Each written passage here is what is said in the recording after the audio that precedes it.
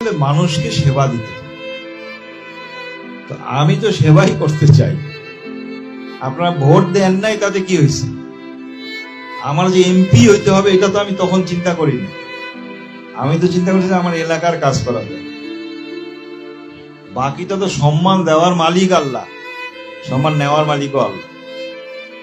সম্মানকে আল্লাহ কম দিছেন আমাকে?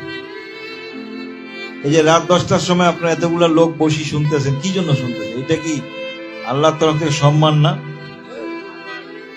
এটা কি চাইলেই কি মানুষকে জড়ো করা যায়? চাইলেই কি মানুষের সম্মান পাওয়া যায়? ভাই, এটা আমরা বুঝি না কেন যে পদ থাকলেই কি সম্মান হয়? মানুষের ভালোবাসা পাইলে সেটা সম্মান, মানুষের দোয়া পাইলে এইটাই সম্মান। আখেরাতে এইটাই যাবে আমাদের আর কিচ্ছু যাবে না। আজকে যদি আমরা নিঃস্বার্থ ভাবে এলাকার জন্য, মানুষের জন্য কোনো কিছু করে যেতে পারি, 2 দিন আগে পরে তো মরে যাব না ভাই, সবাই আমরা চলে যাব। আমরা চলে গেলে থাকবেটা কি? শুধু থাকবে আমরা যেটা করে গেছি।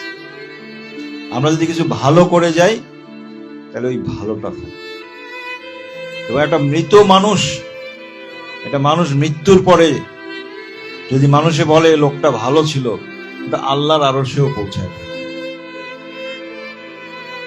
সো এই ভাগ্য যারা পায়, ক্ষমতা, প্রধানমন্ত্রী, মন্ত্রী, এমপি বা একটা পদে যারা আসে, মনে রাখবেন আল্লাহ কিন্তু আপনাকে পরীক্ষা করছে।